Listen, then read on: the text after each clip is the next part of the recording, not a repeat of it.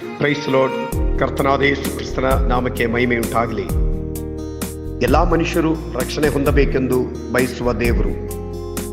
1 ತಿಮೋಥೆಯ ಪತ್ರಿಕೆ 2ನೇ ಅಧ್ಯಾಯದ 4ನೇ ವಾಕ್ಯವು, ಎಲ್ಲ ಮನುಷ್ಯರು ರಕ್ಷಣೆಯನ್ನು ಹೊಂದಿ ಸತ್ಯದ ಜ್ಞಾನಕ್ಕೆ ಸೇರಬೇಕೆಂಬುದು ಆತನ ಚಿತ್ತವಾಗಿದೆ.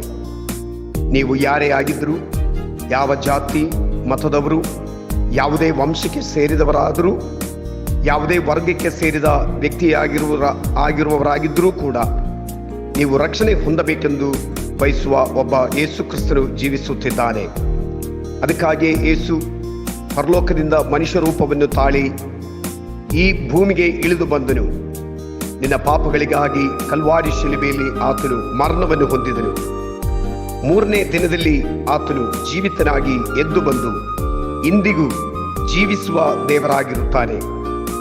ಪ್ರಿಯರೇ, ನಿಮ್ಮ ಜೀವಿತದಲ್ಲಿ ಏನೆಲ್ಲ ಆಶೀರ್ವಾದಗಳನ್ನು ನೀವು ಹೊಂದಿದ್ರೂ ಕೂಡ, ಪ್ರಿಯರೇ, ಯಾವುದೇ ಸ್ಥಾನಮಾನಗಳಲ್ಲಿ ನೀವು ಇರುವವರಾಗಿದ್ದರೂ ಕೂಡ, ದೇವರು ನಿಮ್ಮಿಂದ ಬಯಸುವುದು ನಿಮಗಿರಬೇಕಾದ ನಿತ್ಯ ಜೀವವನ್ನು, ನಿತ್ಯ ರಕ್ಷಣೆಯನ್ನು ನೀವು ಹೊಂದಿಕೊಳ್ಳಬೇಕೆಂಬುದು.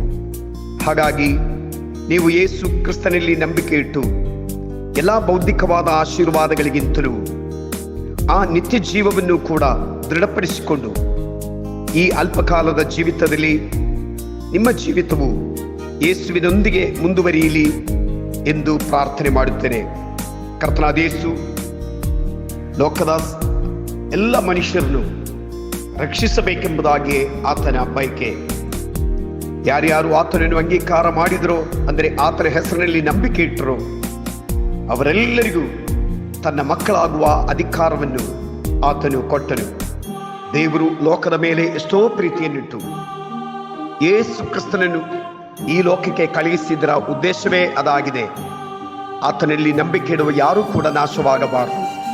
ಎಲ್ಲರಿಗೂ ರಕ್ಷಣೆ, ಎಲ್ಲರಿಗೂ ನಿತ್ಯ ಜೀವವು ದೊರೆಯಬೇಕೆಂಬುದಾಗಿ ಇಂದು ಕತ್ತಲೆಯಲ್ಲಿಯೂ ಕಾರ್ಗತ್ತಲೆಯ ಅನುಭವಗಳಲ್ಲಿಯೂ ಪಾಪದ ಅಂಧಕಾರಗಳಲ್ಲಿಯೂ ಜೀವಿಸುತ್ತಿರುವ ಪ್ರತಿಯೊಬ್ಬ ಮನುಷ್ಯನಿಗೂ ಕರ್ತನಾದ ಯೇಸು ಕ್ರಿಸ್ತನು, ರಕ್ಷಕನಾದ ಯೇಸು ಕೈಮಾಡಿ ನಿಮ್ಮನ್ನು ಕರೆಯುವುದೇನೆಂದರೆ, ನನ್ನ ಬಳಿಗೆ ಬನ್ನಿರಿ, ನಿತ್ಯ ಜೀವವು ನನ್ನಲ್ಲಿದೆ ಎಂಬುದಾಗಿ ಆತನಲ್ಲಿ ನಂಬಿಕೆ ಇಡುವುದರ ಮೂಲಕವಾಗಿ ನಮಗಿರುವ ನಿತ್ಯ ಜೀವವನ್ನು ದೃಢಪಡಿಸಿಕೊಂಡು ಈ ಲೋಕದ ಜೀವಿತವನ್ನು ಸಂತೋಷಕರವಾಗಿಯೂ ಸಮಾಧಾನಕರವಾಗಿಯೂ ಮುಂದುವರಿಸೋಣ.